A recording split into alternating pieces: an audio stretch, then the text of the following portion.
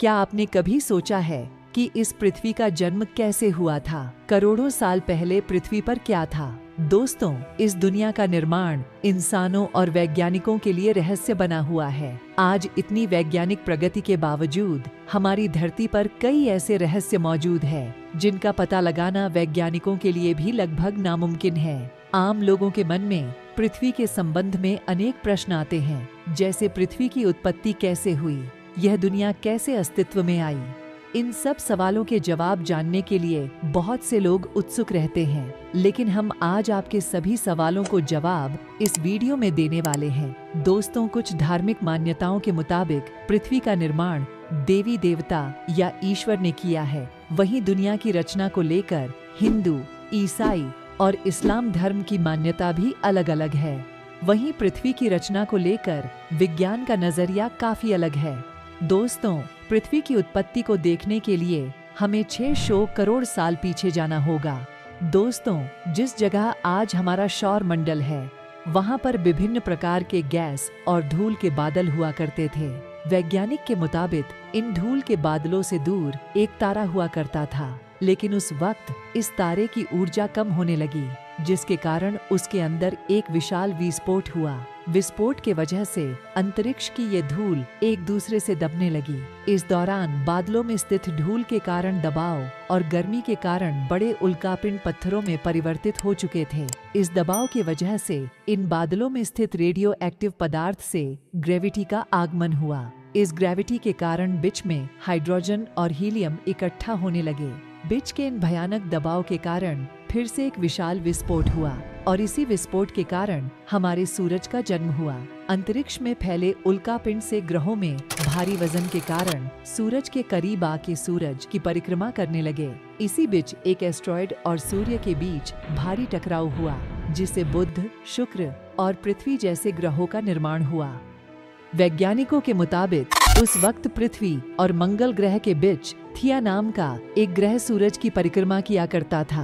पृथ्वी पर ग्रेविटी होने के कारण सूरज की परिक्रमा करने वाले सभी एस्ट्रॉयड पृथ्वी की परिक्रमा करने लगे और धीरे धीरे करोड़ों सालों तक ये पृथ्वी पर गिरते रहे। और ऐसी घटना हमारी पड़ोसी थिया ग्रह पर भी हो रहा था, जिसके कारण थिया पृथ्वी के और करीब आने लगा और नजदीक आकर पृथ्वी से टकरा गया। इस भयानक टकराव की वजह से पृथ्वी के कई हिस्से टूट के अलग हो गए और एक रिंग की तरह पृथ्वी की परिक्रमा करने लगे।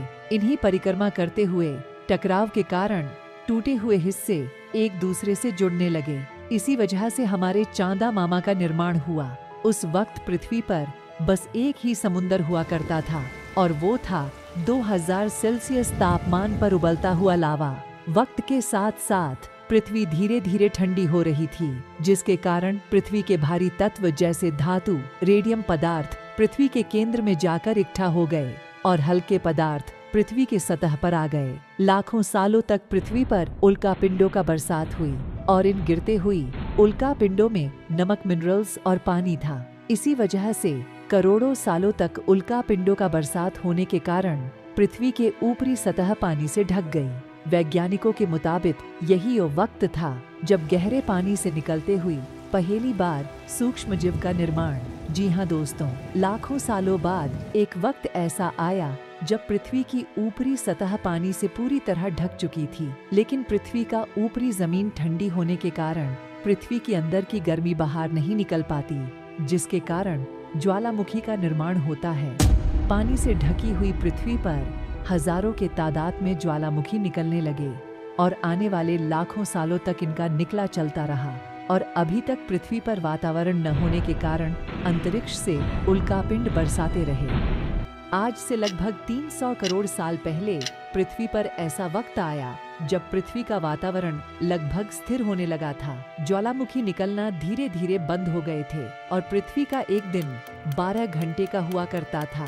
साल बीतते गए और धीरे धीरे समुद्र में सूक्ष्म जीव विकसित होते गए। उसके बाद 250 करोड़ साल पहले पहली बार ऐसे जीवों का निर्माण हुआ जो जीने के लिए पानी और धूप का इस्तेमाल करते थे। अब तक तो ज्वालामुखी भी निकलने बंद हो चुके थे और सब कुछ नॉर्मल हो चुका था। उसके बाद वातावरण में ऑक्सीजन की मात्रा बढ़ रही थी। वातावरण में ऑक्सीजन बढ़ने के कारण से पृथ्वी पर वायुमंडल बनना शुरू हुआ और आने वाले हजारों सालों तक वातावरण में ऑक्सीजन की मात्रा बढ़ती रही। इसी वजह से पृथ्वी के ज्यादातर हिस्सों में यह सूक्ष्मजीव फैल गए। पृथ्वी पर सूक्ष्मजीव बदल रहे थे और वह ऑक्सीजन का इस्तेमाल करके अपने शरीर को बड़ा और जटिल बनाते गए। इसी बीच पानी में से कुछ समुद्री पौधे निकलना भी शुरू हो गए थे। बाहर जैसे ज्वालामुखी निकल रहे थे, वैसे ही वातावरण में कार्बन डाइऑक्साइड बढ़ रहे थे।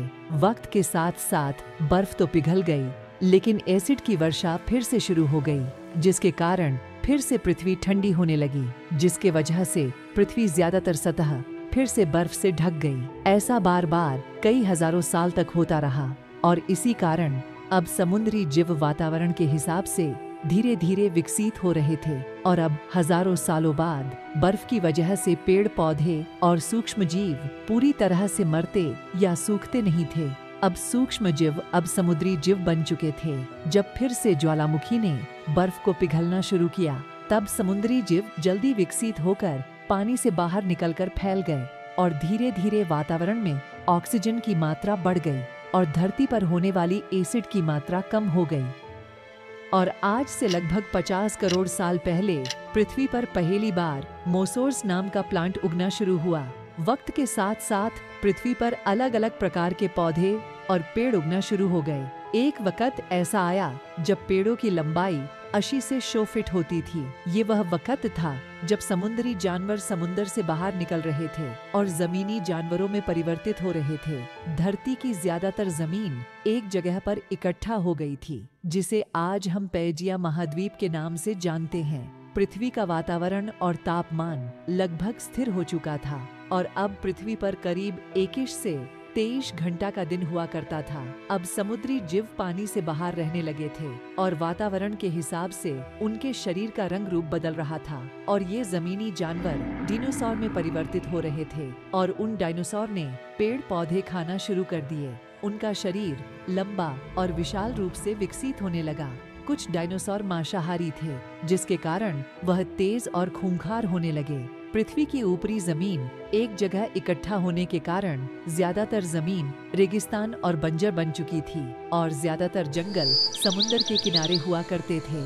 आज से लगभग 20 करोड़ साल पहले पेंजिया महाद्वीप टूटना शुरू हो गया। पेंजिया के विभाजित होने के कारण पृथ्वी की ज्यादातर ऊपरी जमीन पानी के संपर्क में आने लगी, जिससे पृथ्वी पर हरियाली बढ़ती गई। इसी वजह से डायनासोर और विशाल और विभिन्न होने लगे। डायनासोर ने लगभग 20 से 30 करोड़ सालों तक पृथ्वी पर राज किया। उस वक्त डायनासोर जमीन से लेकर आसमान तक पृथ्वी पर राज किया करते थे, लेकिन इस दौरान अफ्रीका से टूटा भारत सीधे जाके तिब्बत से टकराया और इस टकरार की वजह से हिमालय का निर्माण हुआ। फर से पृथ्वी पर नॉर्मल सा वातावरण हो गया था और डायनासोर और छोटे मोटे जानवर अपनी जिंदगी खुशी से जी रहे थे। लेकिन इस डायनासोर को क्या पता था कि अब हमारे साथ क्या होने वाला है। उसके बाद लगभग 6.5 करोड़ साल पहले माउंट एवरेस्ट से भी बड़ा यानी 5 लाख करोड़ केजी जितना उल्कापिंड लगभग 80,000 प्रति घंटे की स्पीड से पृथ्वी की तरफ आ रहा था। पृथ्वी के वातावरण को छूते ही उसमें भयंकर आग लगा और जलते हुए सीधा पृथ्वी से जा टकराया। इस टकराव से निकलने वाली ऊर्जा 10 करोड़ परमाणु बम जितना फटने की बराबर थी।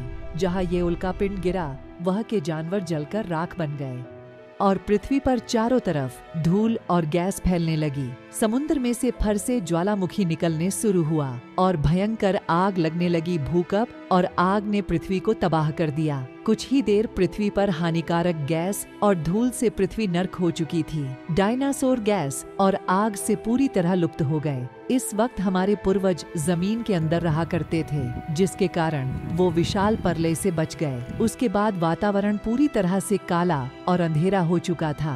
सूर्य का प्रकाश भी जमीन तक नहीं पहुंच पा रहा था। पृथ्वी के पेड़ और ज्यादातर जानवर विलुप्त हो गए। वातावरण में धूल और हानिकारक गैस के कारण फिर से एसिड की वर्षा होने लगी और फिर से पृथ्वी ठंडी हो गई और बर्फ से ढक गई। जैसे ही धरती पर वातावरण फिर से पहले जैसा होने लगा, वैसे ही ये छोटे जीव जमीन से बाहर आने लगे। पृथ्वी ने बर्फ को पिघलना शुरू किया था जिसके कारण अफ्रीका में घने जंगल हुआ करते थे और जमीनी जीव बंदरों में परिवर्तित हुए। और फिर जैसे जैसे पृथ्वी गर्म होने लगी, वैसे वैसे अफ्रीका के जंगल भी सूखने लगे। जंगल में रहने वाले बंदरों को खाने की कमी होने लगी और खाने पीने की तलाश में बंदरों ने अपने पैरों से चलना शुरू कर दिया, जिससे उनको दूसरे जानवर का शिकार करने में आसानी हो। धीरे धीरे बंदर खाने की तलाश में ये पृथ्वी के दूसरे हिस्से में फैलने लगे और धीरे धीरे उनके शरीर का रंग मौसम के हिसाब से बदलने लग। वक्त के साथ साथ हम आदिवासी बने और हमने हथियारों से लेकर आग तक का हमने आविष्कार किया और धीरे धीरे इंसान के रूप में विकसित हुए। हम धर्म से लेकर परिवार, भाषा और संस्कृति का निर्माण किया और वक्त के साथ साथ हम विकसित होते चले गए और आज हम इस पृथ्वी के सबसे विकसित प्रजाति बन चुके हैं। पृथ्वी को आज के जैसे बनने में लगभग 600 करोड़ साल का वक्त लगा है और हमें छोटे से जानवर से इंसान बनने में लगभग लाखों साल का समय लगा है। लेकिन हम आगे जाके कैसे बनते हैं, ये तो आने वाला वक्त ही बताएगा। अगर आपको हमारा यह वीडियो पसंद आया तो इसे लाइक, शेयर और सब्सक्राइब जरूर कर देना, क्योंकि ऐसे बहुत सारी जानकारी आप सबसे पहले देख सकें।